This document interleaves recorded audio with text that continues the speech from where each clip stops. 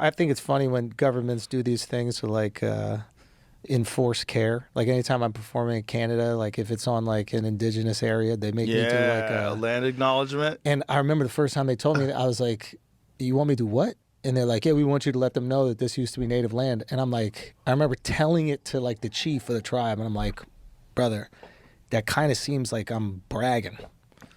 Like I'm going up there and be like, yo, this used to be yours, but the boys came in, you know, like, got y'all the out of here. Like, you really want me to go and remind everybody what happened before the comedy show?" You know what my favorite part about that is? It's a land acknowledgement, but also saying we're not giving it back. Wait a second now, Joe. It looks like they are trying to take it back, and the courts are on their side.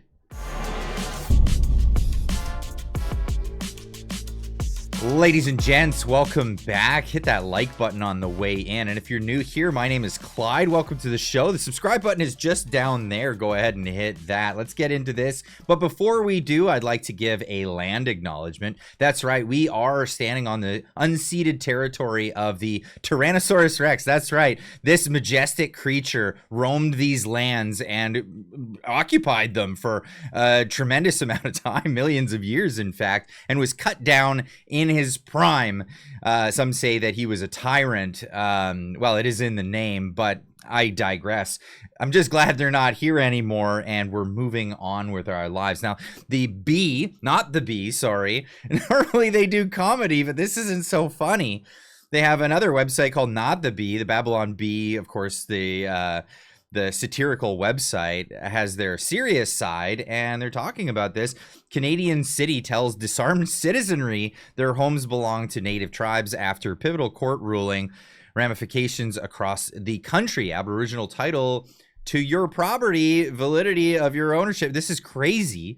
This is absolutely crazy, and it's true. Welcome to Richmond, BC, a suburb of Metro Vancouver.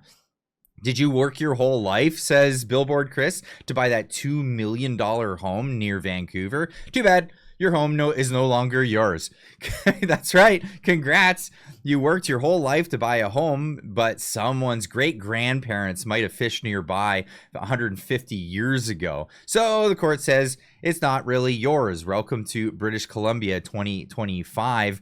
Think it'll stop in Richmond? Do you think that's as far as it's going to go? Yeah, the mayor sent out a letter to people saying, hey, we're going to have a big old meeting about this because this landmark case in British Columbia is kind of scary. This letter to the city sends to residents to notify them that their home might belong to the natives who once camped here about 200 years ago. That's right. They've got land claims to this. Now, these land acknowledgements you think are funny, you might think are funny, but there is a serious side to it. Now, of course, Joe Rogan and Andrew Schulz just the other day commenting on this on the Joe Rogan podcast, making a joke of it. And I think it's hilarious, but at the same time, man, it hits a little too close to home. The idea is, I think it's Indigenous Peoples Day. I think it stopped being Columbus Day after a while. Yeah. And they call it Indigenous Peoples Day, which makes sense. Yeah, I mean, like, shout out to them.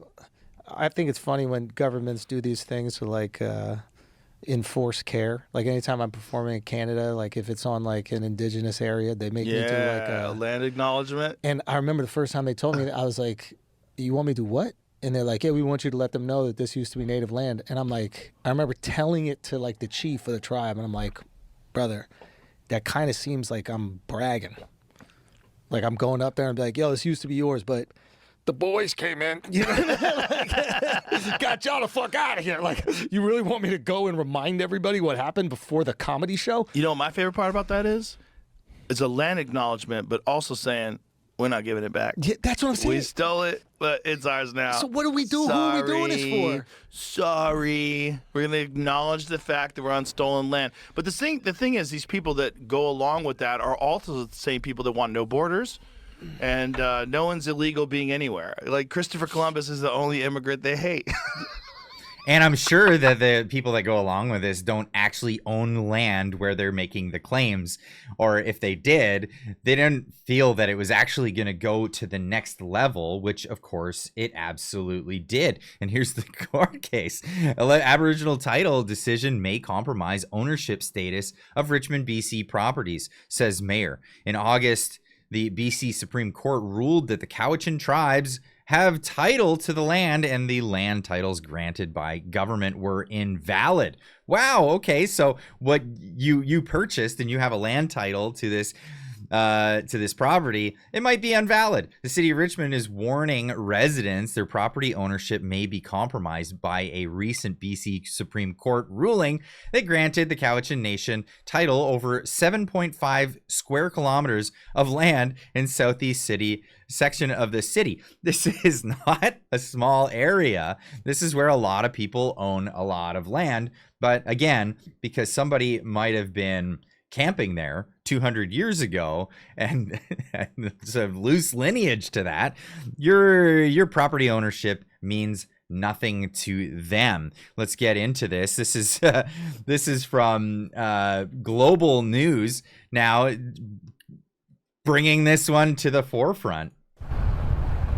It really was a landmark case. It's a decision with potential national legal implications. In August, the BC Supreme Court ruled the Cowichan tribes hold Aboriginal title to part of the Fraser River and land in developed areas of Richmond, BC. The court specifically suspended the effect of that declaration to give the parties time to negotiate. The decision says the territory was historically used as a fishing village, then sold by the provincial government without their consent. It's the first time that Aboriginal title is being established by a court in anywhere in an urban area of the country. The judgment also includes lands now used by the Vancouver Fraser Port Authority. Over the weekend, Richmond's mayor sent a letter to roughly 150 property owners saying in part, the court has declared Aboriginal title to your property, which may compromise the status and validity of your ownership. This was mandated without any prior notice to the landowners. We don't want to be moving anywhere. We don't want to be giving up this property. We have no intentions of selling this property. The mayor says which is crazy because in another clip they have this guy individual actually talking about this. Many families in Richmond, says Ryan Garrettson, could be forced to leave their homes property because of an unprecedented ruling on unceded land, they keep calling it. A gentleman's family has been living in this property for over 50 years. He doesn't know what the future holds. This is crazy. My parents bought this property in '74. They farmed it ever since. Balbath's family home in Blueberry Farm is typical of the properties here in South Richmond. Farmsteads and big homes, where owners tell us there was never a thought that their ownership status could change. And no one ever talked to them about that possibility. Well, I think the leaders are dealing with it very poorly. There was, like I said, there was no consultation. Which is why Richmond Mayor Malcolm Brodie's recent letter to 150 property owners affected by the Cowichan tribe's title case has hit like a bombshell. Yeah, I'm sure it hit like a bombshell. It's absolutely crazy that this is what's been going on, but this is the case here, and this is what they're reporting on. Letter was intended to keep people informed and press for clarity before the appeal process, which the province has filed. I'm not saying we don't want to do the right thing and cure some historical wrongdoings by various levels of government, but fee simple property, your home, should be exempt from this discussion. Premier David Eby. This is where it's like, what are you saying when you say land acknowledgements? This is the whole joke that Joe and Andrew Schulz were talking about. What are we doing? What are you saying here? He is calling for a quick resolution. Certainty around the private property rights in the province, your home, your business that the property is set on is crucial. Just like partnerships with First Nations are crucial. If it gets appealed, and a whole bunch of binding law comes out of that, it'll apply throughout all of British Columbia. If it gets appealed to the Supreme Court of Canada, then it'll become binding law in Canada. BC's opposition Conservative leader is calling for constitutional change to protect private property rights. And I actually think the Supreme Court should rule that private property rights do extinguish Indigenous title.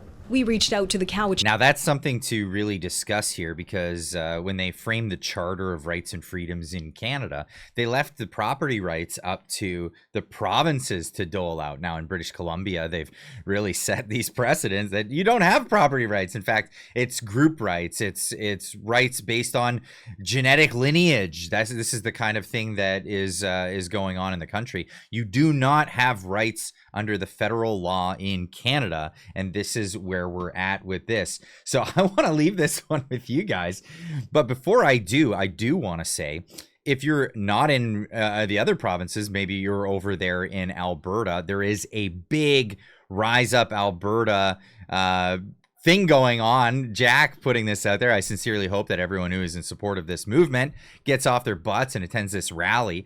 The loony left already mobilized to counter protest and call you a clinkety clank or a phobic or traitors to Canada. We are going to stand together and say enough. Because if independence happens in Alberta, well, you don't have to worry about this stuff happening any further or any longer. This is what's going to happen. But I'd love to hear what you guys have to say in the comments down below. Let me know what you think. If they came along and just said, this is our land now. We used to camp here. We used to fish here 200 years ago. I mean, I never personally fished here, but somebody who has the maybe ancestry or 23andMe told me that my great grandpappy used to fish here. So your land is mine now. What would happen? What would you do in that case? Let me know in the comments down below, and we'll see you in the next one. Keep on trucking.